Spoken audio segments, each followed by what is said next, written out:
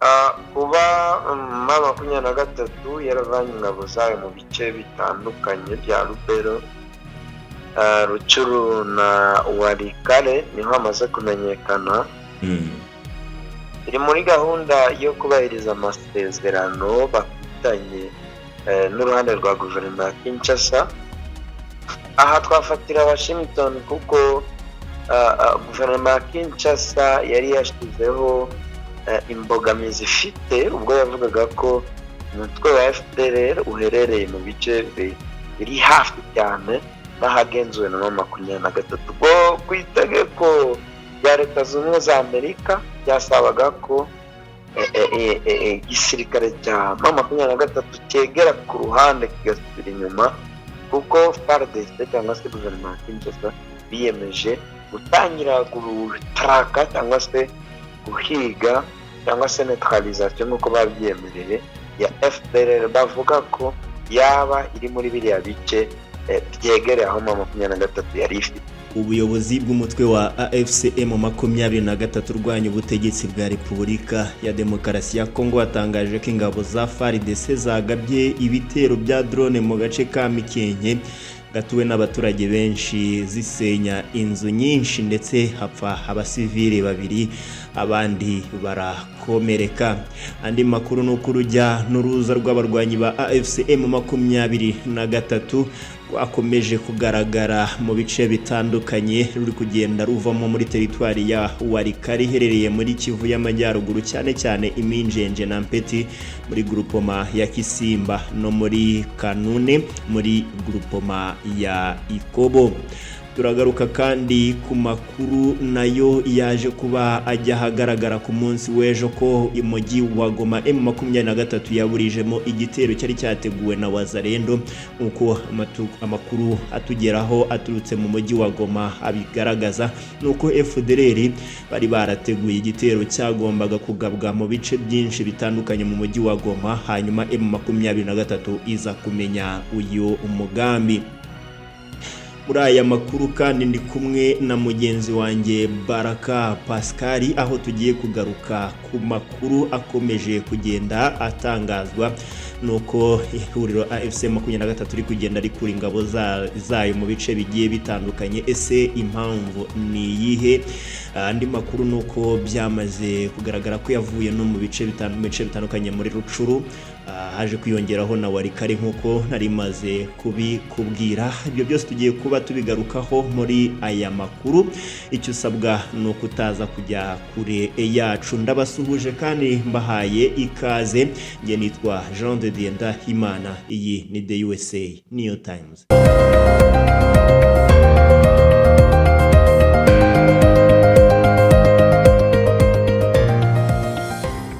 Bahaye ikaze nanone muri aya makuru. Reka tuyahereye kuri iyi nkuru yuko ubuyobozi bw'umutwe wa AFCM 23 urwanya ubutegetsi bwa Repubulika ya Demokarasi ya Kongo watangaje ko ingabo za FARDC zagabye ibitero bya drone mu gace ka Mikenke gatuwe n'abaturage benshi, zisenya inzu nyinshi ndetse hafa abasivili babiri, abandi barakomereka.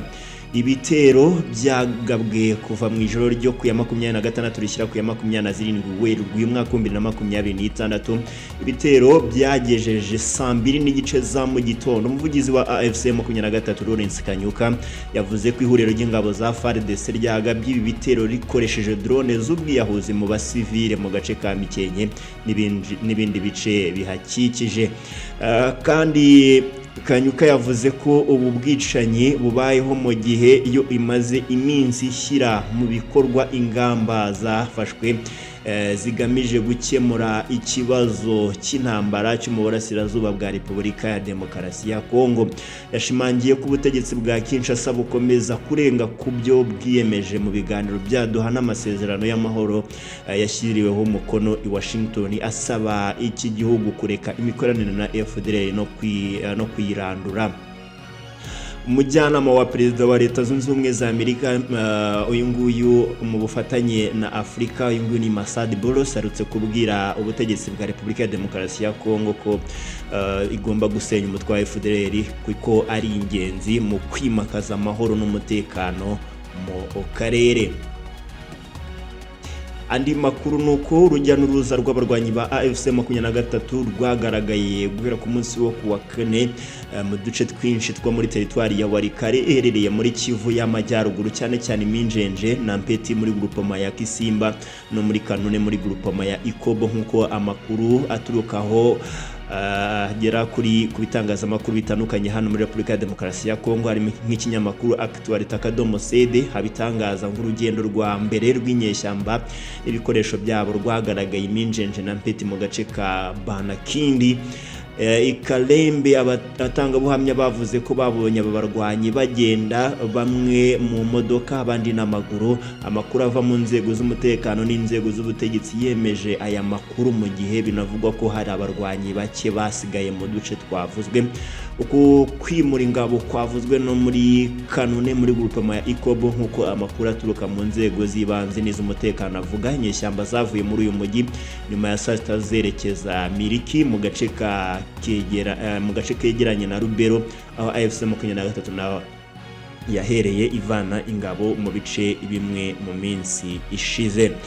Andi makuru nuko mu mujyi wa Goma rwose 23 yaburije mu gitero cyari cyateguwe na Wazalendo, nkuko amakuru atugera haturutse mu mujyi wa Goma nuko FDLR bari barateguye igitero cyagombaga kugabwa mu bice byinshi bitandukanye mu mujyi wa Goma, hanyuma M23 iza kumenya uyu mugambi. Amakuru yemeza ko ku munsi w'ejo kuva mu masaha ya mu gitondo biriwe mu kwabo bo gushaka bamwe mu nsoresore zikorana nabo ngabo. Amakuru rero yizewe nuko umugambi wamaze kuburizwamo nyuma yo gutakaza bamwe mu bari kubaha amakuru bafatiwe mu gace ka Mugunga.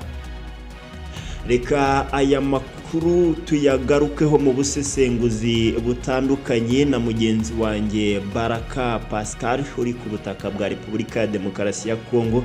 Ese turebera hamwe kubera iki M23 ikomeje kugenda isubira inyuma iva mu bice bitandukanye yari yarigaruriye. Ese iri kujya hagana he? Ese kubera iki iyi gahunda iri kubaho? Ese cyaba ari igitutu cy'amahanga gikomeje kubakorerwa kugira ngo basubire inyuma? Ese byifashe bite? Biraza guhura gute n'amasezerano yasinywe hagati ya leta ya Kinshasa ndetse na AFC 23 muri Idoha mu biganiro bagiranye Idoha? Ese biraza guhura gute n'ibiganiro u Rwanda rwagiranye na leta ya Kinshasa muri leta zunze ubumwe za Amerika, hakabaho no gusinya amasezerano yo kurandura umutwe wa FDLR? Biraza kuba bihurira hehe ko byakomeje gutera impungenge abaturage batandukanye ndetse n'abakurikirana urugamba muri rusange? Bibaza se ntabwo byaba ari ugutsindwa kwa M23? Ibyo byose tugiye kuba tubigarukaho muri iki kiganiro na mugenzi wanjye Baraka Pascal. Baraka Pascal, guhaye ikaze.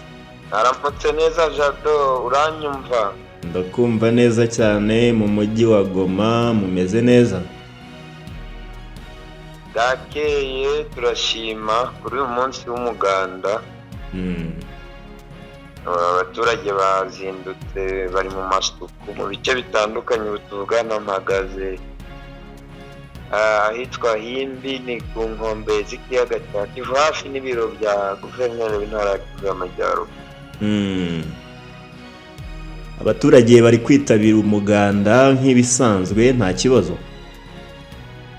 Nta kibazo, wumve ko bafite kamurare nyuma y'itangazo rivuga ko amabanki ashobora kugaragara, ashobora gufungura imiryango muri uko kwezi kwa kane.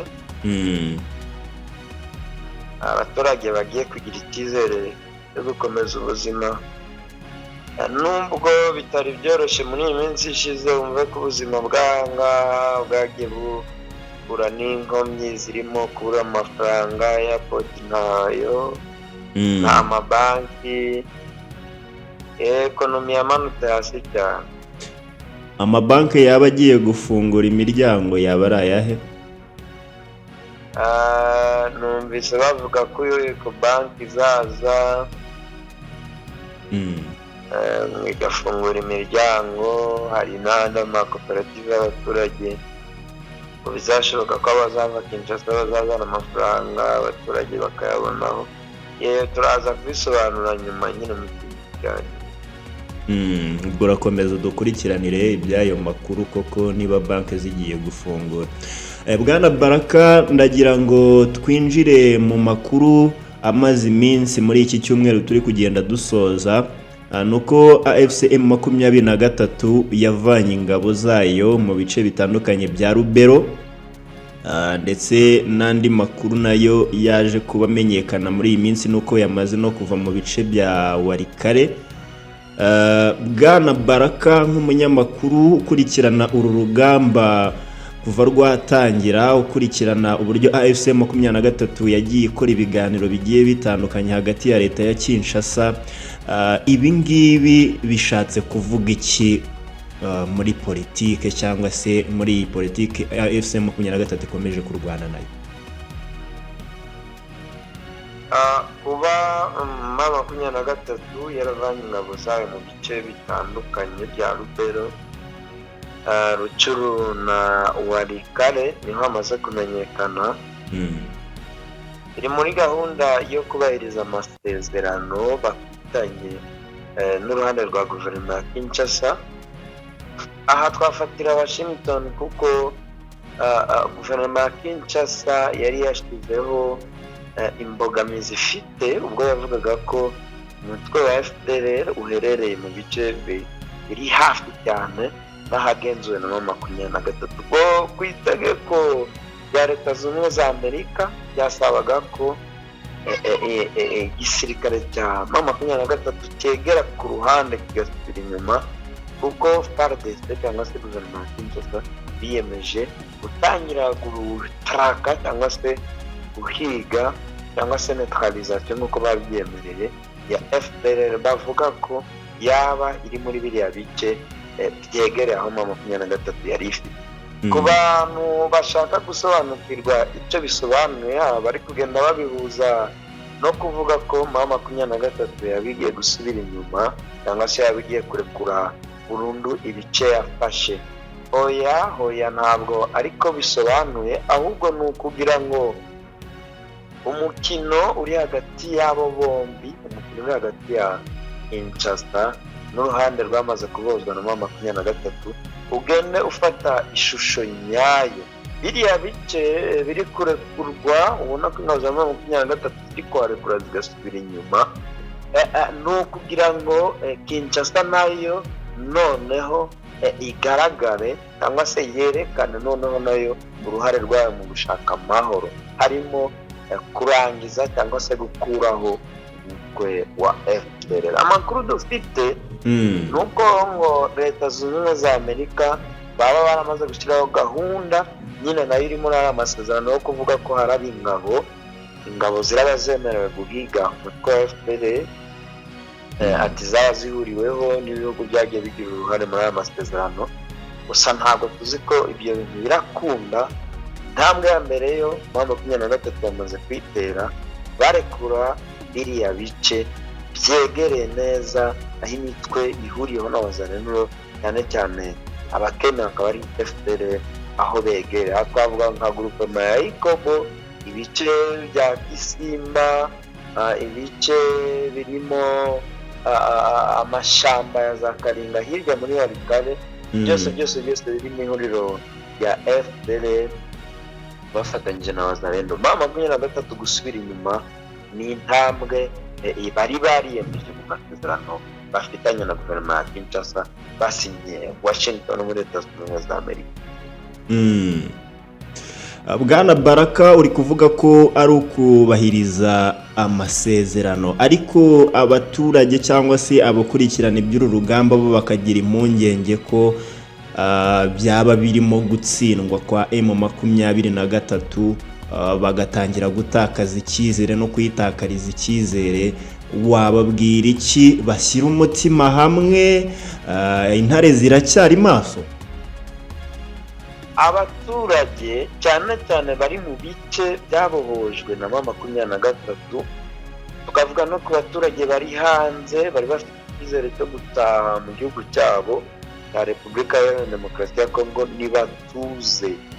Hari amasezerano ya Washington Rwanda rwashyizeho umukono runemera ko ruzakuraho ingamba z'ubwirinzi, biyemereye ko bafite ingabo hano hafi neza ku butaka bwa East cyangwa se bw'uburasirazuba bwa Repubulika Iharanira Demokarasi ya Kongo, cyane cyane ku nkengero z'umupaka ubahuje n'iki gihugu cya Kongo. Ziriya ngabo zavuye Lubero zikava muri biriya bice bya za Kipese, zikava muri biriya bice byo mu mashyamba hirya ya za Kanyabayonga muri Kobo, zigasubira inyuma, ntabwo ari ukurekura cyangwa se gutsindwa, ahubwo ni uko Kinshasa yari yavuze ko izahura n'imbogamizi zo guhiga cyangwa se zo gutsinda FDLR, nubwo bikiriga urujijo ko FDLR nayo nyine yamaze kwiyunga tayari na FARDC, gusa ko mu bice bibiri FDLR ifite hari igice kiri mu mashyamba, byo ni ukuri. Kinshasa ivuga ko itazashobora kubahiga mu gihe cyo M23 yaba iri hafi. Mbese wumve ko Kinshasa yavuze ko izahiga umutwe wa FDLR, ariko M23 ikabanza kwegera inyuma. Ibi rero ibyakozwe mu buryo bwo kubahiriza ari amasezerano, ni naho abaturage bagiye batwandikira batubaza ngo mbese ko M23 iri gusubira inyuma, aho ntirava na Rucuru, aho ntabwo irarekura na Goma. Wapi barahari, ni benshi cyane, kandi yumve ko igihe cyashyizweho kingana n'itariki 15 z'ukwezi kwa kane, kuba ziriya ngabo za M23 zarangije gusubira inyuma kugira ngo Kinshasa nayo itangire yotsweho igitutu cyo gusabwa kuba yatangira noneho kugaragaza uruhare rwo guhiga FDLR. Sinzi uko bizagenda kuko iracyarimo amayobera menshi cyane muri biriya bice by'amashamba, aho FDLR ifatanyije na Wazalendo, aho bari kugenda baje imbere mu ma operasiyo bagakurikirwa na FARDC. Uko bizagenda ni byo tuzagenda tunabasobanura, ariko M23 kuba yasubiye inyuma ni muri gahunda y'amasezerano avuga ko FDLR iri muri biriya bice izahigwa ari uko babanje gusubira inyuma. Ni nabyo biri kugenda bikorwa bice bitandukanye.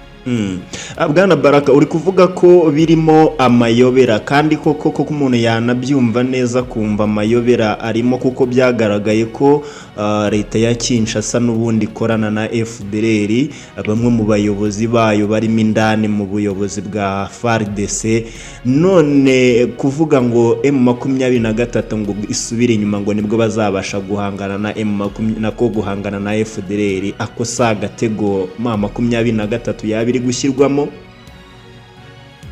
Oya, ingabo za M23 ziri kuri ubu butaka bw'uburasirazuba bwa Repubulika Iharanira Demokarasi ya Kongo. Bumva ko ni abana benshi bishyize hamwe, bavuka muri tuno turere twose tugize intara y'Amajyaruguru. Wumve ko hari n'urundi ruhande rw'ingamba z'ubwirinzi ku ruhande rw'igihugu cy'abaturage cy'u Rwanda, ari nabo cyane cyane bahuriye muri ziriya ngabo ziri kumva ngo zagiye zireka kuba hafi n'aho FDLR iri, nk'uko nyine byagiye byemezwa mu masezerano bagiriye Washington muri Leta Zunze Ubumwe za Amerika. Naho ingabo nyirizina za M23 ziri hafi, zirateze neza mu misozi, zirindiye ko guverinoma ya Kinshasa nayo yatangira gahunda yo guhiga FDLR cyangwa se kubagaragaza nuko babyiyemereye muri aya masezerano. Aho nari mvuze ngo ni amayobera, nuko sinzi ko bizakunda gute mu gihe uruhande rwose rugize ama operasiyo ya FARDC cyangwa se ruhanganye mu mpande ibiri baba bahabwa imbaraga cyangwa se baba bamaze kwivangavanga. FDLR yamaze kwivangavanga na ziriya ngabo za Wazalendo na FARDC z'uburyo bazacokomborwamo cyangwa se identify ngo bagaragazwe cyangwa se bahigwe, nubwo amarembo cyangwa se ibyerekezo bya FDLR bakaba abakiri mu mashyamba byo bizwi ko byashoboka kuba bahigwa, ubwo nibyo byakozwe. M23 isubira inyuma iravuga ati noneho ireketere cyangwa se nk'ikibuga kugira ngo Kinshasa nayo ziriya tariki nizigera zatangire noneho yerekane iriya shusho yemejwe mu masezerano yo guhiga cyangwa se gutsinda FDLR. Kuri gahunda bafitanye n'igihugu cy'u Rwanda nuko ingamba z'ubwirinzi ku ruhande rwa guverinoma y'u Rwanda zizakurwaho maze na FDLR ikagaragazwa cyangwa se igatsindwa ikamburwa intwaro, ibindi bikazaza gukurikiraho nyuma. Gusa ariko tubaza ngo mbese ntabwo M23 yabiri gutsindwa, byo ntabwo ariko biri, ahubwo M23 iri kugenda ishyira mu bikorwa gahunda y'ibiganiro cyangwa se gahunda yo gushaka amahoro biciye mu nzira z'ibiganiro bafitanye na guverinoma ya Kinshasa. Bwana Baraka, byaragaragaye ko FDLR ikiri mu nkengero z'umujyi wa Goma, ndetse na bamwe mu bawazarendo mu bihe bitandukanye bagiye bagaba udutero shuma aho ngaho muri ibyo bice, koko n'ubundi ko bikomeje kugaragara ko FDLR irimo ndani n'ubundi aho M23 iri no mu mujyi wa Goma, bamwe bahabihishemo mu bice bitandukanye.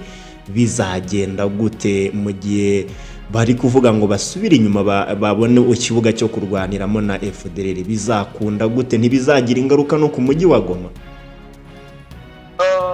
Mu gihe ingamba z'ubwirinzi cyangwa se mu gihe bari abasirikare bivugwa ko ari abo mu Rwanda baba bari hafi n'imipaka, mu gihe baba bamaze gusubira mu gihugu cyabo, wumve ko umuriro w'intambara cyangwa se amasasu azakomeza kumvikana, kuko M23 yo ubwayo ifite ubushobozi cyangwa se n'icyerekezo cy'urugamba cyo kuba yakomeza guhangana n'aba barwanyi bari mu nkengero z'umujyi wa Goma, muri Nyiragongo, mu bice bitandukanye bitarabohozwa bya Masisi, Rucuru na Walikale, Rubero naho. Noneho tubihe ishusho mu gihe cyo ziriya ngabo zaba zasubiye inyuma, ntabwo zasubiye inyuma ngo wazarendo cyangwa se FARDC bongere barekitere biriya bice, ahubwo M23 bari abana bavuka hariya barimo to defense, barimo ziriya ngabo zikomeye cyane z'abakomando ku ruhande rwa M23, barakomeza noneho babungabunga umutekano w'abaturage muri biriya bice. Ntabwo bari kuvamo burundu ngo bagende ngo barekere biriya bice abambari ba wazarendo wapi, ahubwo M23 iri kugenda garagara muri biriya bice, gusa ko ari bakeya cyane, ari babandi bamwe bahusha bari hafi muri la misozi yose ikikiye biriya byaro bagiye barekura. Tubihuze nuko abagiye bava hariya cyangwa se ziriya ngabo zagiye ziva hariya ari bamwe muri babandi mu ngamba z'ubwirinzi bari imbere, bari bakomeje kugenda botanyaho umuriro na FDLR n'abazarendo bose muri rusange. Amakuru hano muri systeme abari ku mujyi wa Goma, abari mu bice byamaze kubohozwa birimo Bukavu, bari kugenda basobanurira cyane abaturage bababwira ko M23 itari gusubira inyuma, ahubwo ni muri gahunda y'amasezerano ya Washington kuba ingabo zari ziri hafi z'ubwirinzi bw'igihugu cy'u Rwanda arizo ziri kugenda zivana ibikoresho byabo hafi n'umupaka, kugira ngo M23 y'ubwayo bari abana ba Rucuru, Masisi, Rubero, Walikale ubwo bwabo bihanganire bahangane cyane na wazarendo na FDLR. Bwana Baraka, noneho birahura gute no kuba n'ingabo za Uganda z'igisirikare cya Uganda UPDF nazo zigiye kuva hariya muri biriya bice bya za Rubero, kuko guhera mu mwaka wa 2022 ziri muri biriya bice? Birahura gute n'ibyo uvuga? Kuba ingabo za Uganda UPDF bari mu bikorwa byo kubungabunga umutekano wa biriya bice bya Grano muri operasiyo ya Usuja, bo banafitanye amasezerano na guverinoma ya Kinshasa yihariye yo kuba bazafatanya mu guhasha umutwe wa ADF NALU n'indi mitwe twaje ntwaro bashaka guhuza na guverinoma ya Kinshasa. Mu gihe Leta Zunze Ubumwe za Amerika bamaze no kwegukana isoko ry'amabuye y'agaciro, bavuga ko bo bifitiye imbaraga zo kuba basigizayo uzababangamira wese mu bikorwa byabo byo gucukura amabuye y'agaciro. Kuba hariya hagiye kuba indi ma operasiyo azitwa n'andi mazina, nibyo bigiye gutuma ziriya ngabo zirekura turiya duce. Kuba ingabo za M23 zirwanya zirekura uduce dutandukanye twa Rubero na Walikale, byanagiye bigaragara cyane ko M23 ari ifite intambwe yo hejuru cyangwa se intambwe y'imbere mu kubahiriza amasezerano bafitanye. Tubabwire ko ku rundi ruhande ibice byose byamaze kubozwa na M23 bifite aspirance yo kugeza mu 2028, ko ahangaha haracyari urugamba mu bijyanye no guhindura itegeko nshinga. Ariko gusa ko tubabwire ko ingabo cyangwa se ibice ihuriro rya AFC M23 bafite aspirance ya Leta Zunze Ubumwe za Amerika, Ufaransa, Ubusuwisi, bababwira ati amanota yo hejuru ari ku ruhande rwabo, kuko abaturage bari mu bice byabohojwe bari kuvuga ko bishimiye umutekano.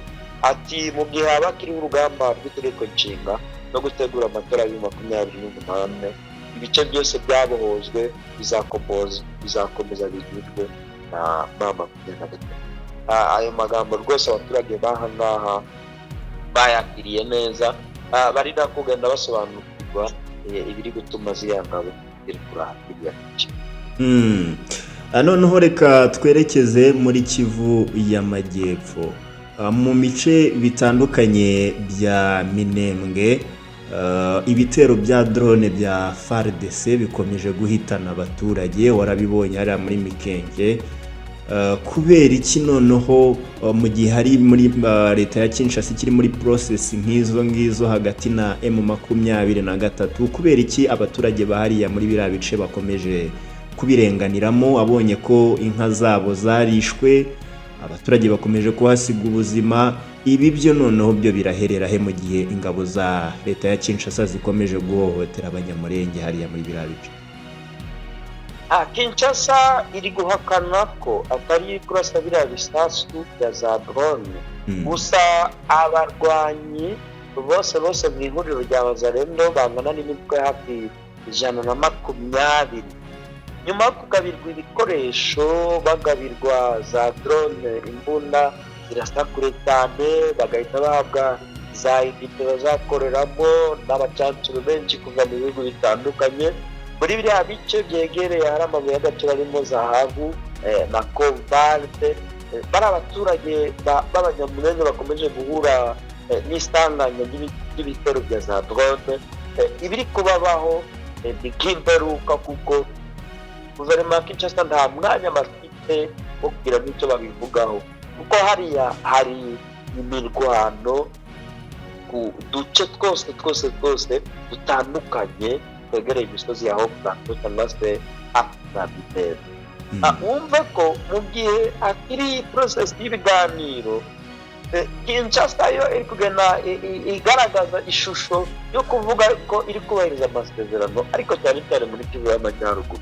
Kivu y'Amajyepfo, nyuma y'uko M23 yarekuye ubwira gasubira inyuma, igakomeza kotwara igitutu b'abarwanyi ba Wazalendo bagahanganira mu misozi ya za Sange no hejuru wagiye ubibona za Rwenzero. Bari abaturage bari kugenda bagabwaho udutero. Wazalendo bafite ziriya drone, bafite ba mudahusha, bafite abatandiro bari ku ruhande rwabo. Umve ko harimo n'umutima mubi, bari abantu bahangamiye hariya bari mu intambara z'amoko zagiye zibabata mu myaka myinshi. Amahanga ntacyo yabivugaho, mu gihe twirwaneho yo yaba ikirwanyeho wa mugani wabo ngo bahangane mu gupfa no gukira. Ni amateka bagomba kugenda bagafata, kuko ni igihe kirekire bahohoterwa kandi ntihagire icyo isi ibivugaho. Ubwo bagomba kwaka umusaga ku ruhande rwa AFC barimo 23 bagahangana, ariko nta wabivugaho ngo bigire icyo bitanga. Nuko bari abaturage bakeneye amasitende. Noneho byagaragaye ko hari abanyamurenge byagaragaye ko bifatanyije na leta ya Kinshasa ndetse na leta y'u Burundi. Byo ntabwo byaba biri kugira ingaruka ku banyamurenge bari hariya muri biriya bice? Ikibazo kuko abaturage b'umurenge cyangwa se kominote yabo y'abanyamurenge bafite n'ikibazo mu mitwe yabo. Wumva ko bagiye bicamo ibice, bamwe bakambuka bafatanya na leta y'u Burundi, abandi bagahita bagenda bagatoroka bakaja muri Wazalendo. Kuriya guhuzagurika, kudahuza, bamwe bakavuga ko batatumye twigwa no kubarwanirira, abandi bakavuga ko badashigikiye cyane AFC barimo 23 yaje kubabohoza. Nibyo biri kugenda bibabaho, bari kugenda bahura n'izo ngaruka zo kudahuza ubwabo. Mu gihe urugamba rwaba ruri gushakira ibisubizo biciye muri politiki cyangwa se biciye muri diplomasi, ku rundi ruhande ababanga bari kuboneramo umwanya wo kubagabaho ibitero biciye mu makonflit foncier. Ibyo bapfa byakera birimo ubuhinzi n'ubworozi, imitungo irimo ubutaka n'amatungo. Hariya hari ikibazo ku buryo bashobora gukomeza kwakira mu gihe batatabarwa vuba. Kandi mumve ko 23 nayo muri iyi minsi itorohewe no kugenda igabwaho ibitero mu bice bitandukanye. Kinshasa yakajije umurego wo kongera imbaraga mu bya gisirikare. Ingaruka ziracyari kuri bari abaturage ba Murenge bakaguhuza. Kandi wumve ko abana bakiri batoya bazabura uko biga, guhunga bizakomeza bibeho, n'ibyerekezo ntabyo, hari hose hagoswe n'abarwanyi ba Wazalendo. Umve ko hari abaturage rwose jenoside iri kugenda ibakorerwa, wenda bizagarukaho nyuma mateka. Kugeza amagingo ya noneho M23 ihagaze hehe muri Uvira? Yarahagaze, iracyari kwa advancinga, byifashe bite?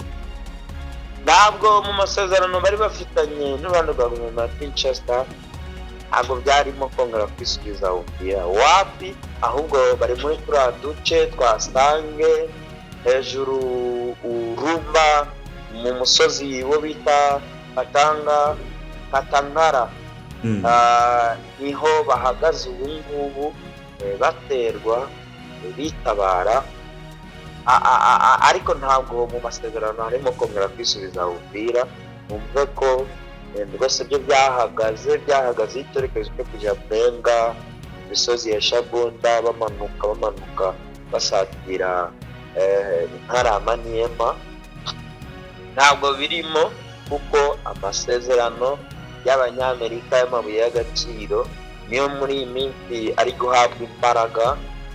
Muri no kubibona mu bice bitandukanye bya Kivu y'Amajyepfo, imisozi ya za Kalehe, yo hejuru Kabare.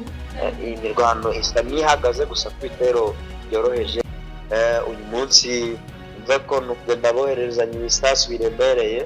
Makuru dufite nuko muri iri joro bagiye bohererezanya ibisasu by'imbunda za mortier muri biriya bice bikoze neza ku mujyi wa Uvira, imisozi hejuru. Urugamba rero umve ko rudafite ishusho nk'iyo twari dusanzwe tumenyereye, irimo kuadvancega no kurekera uduce. Amasezerano ya Leta Zunze Ubumwe za Amerika niyo ari guhabwa agaciro paka ku itegeko nshinga no kuba abaturage bari mu bice byabohojwe bakomeje gusaba uburenganzira burimo kubona amafaranga y'amabanki no gufungurwa ibibuga by'indege. Bwana Baraka, tugenda tugana ku musozo, hari amakuru yacaracaye ku munsi w'ejo ko M23 yaburijemo igitero cyari cyateguwe na Wazalendo ndetse na FDLR, hakaba haririwe umukwabo mu bice bya Mugunga. Aya makuru niyo cyangwa ni ya makuru ari ay'ibihuha bari kugenda caracara ku mihanda mu mujyi wa Goma? Oya, ni amakuru kuri kuko M23 yongeye kuburizamo umugambi w'ibitero byari biraturuka mu misozi ya Nyiragongo iciye ku mpande ebyiri, Mugunga na Muja. Umukwabo wari uharukaze ku munsi w'ejo muri Mugunga na quartier Ndosha yitwa mu byerekezo bya Kajede. Wabonaga ko abaturage baramaze kuba cyangwa se bari bamaze guhisha amakuru y'abari abarwanyi bagenda bava muri Nyiragongo bakamanuka boro boro bakica mu mazu. Ku munsi w'ejo rero bidasanzwe n'uko imodoka zirenga 10 zapakiye abaturage zibajyana ku ruhande, barasakwa, habonetse n'imbunda nyinshi zari zimaze kugezwa mu mazu y'abaturage. Abaturage bumve ko bakiriwe byihishire, babandi badashaka amahoro, babandi bagize famiye z'abarwanyi bariya bahunze umujyi barimo Wazalendo na FDLR maze imyaka hafi 29-30 ahangaha. Umve ko igice cyayo kinini bihinduye abaturage, bagenda bakurikirana amakuru atandukanye, bagenda basoma, bandika, bafotora no guhangana nabo. M23 kugira gukoresha cyane urwego rw'ubutasi kugira ngo iburizemo umugambi wabo urimo kwiyahura no kongera kugaba ibitero mu mujyi wa Goma byari byabaye mu Bwana Baraka, tugenda tugana ku musozo, sinzi niba hari ikindi kikuri ku mutima wasangiza abakunzi bacu muri rusange bakurikirana amakuru y'aho ngaho mu burasirazuba bwa Repubulika ya Demokarasi ya Kongo. Sinzi niba hari ikindi wakongeraho. Icyo twabwira abaturage, abantu bakurikirana amakuru kuri The USA, abantu bakurikirana Pride n'Inuma, abantu bari hanze mu bihugu bitandukanye, abahunze bari bashaka kongera gutaha mu gihugu cyababyaye Repubulika ya Demokarasi ya Kongo. Icyo twababwira nuko realite cyangwa se kuri hano nuko M23 yamaze kongera imibare y'abarwanyi bayo ku rwego rwo hejuru, ibikoresho birahari. Mu gihe bananirwana mu biganiro bafitanye n'uruhande rwa guverinoma ya Kinshasa, abaturage bitege ko imirwano izongera ikubura ku mugaragaro, nubwo wenda Leta Zunze Ubumwe za Amerika bakwitambika, ariko sibo kamara cyangwa se sibo bafite ijya nyuma uburenganzira bw'abaturage. Mu gihe urugamba rwo mu bihugu by'uburengerazuba cyangwa se by'amajyaruguru iri haraguru za Iran rwaba rukirimo, ahangaha ushaka gucuruza yaza agacuruza, ushaka kuza kureba ibyo yasize hano yaza, kuko abaturage bahangaha bamaze kumenyera masasu. Abaturage bari gukora ingendo muri biriya bice byose twagiye tuvugaho. Mumve ko nubwo M23 yagire ku duce tumwe twa Rubero, ariko kuri nuko bari hari hafi cyane abaturage bari kumarakanya.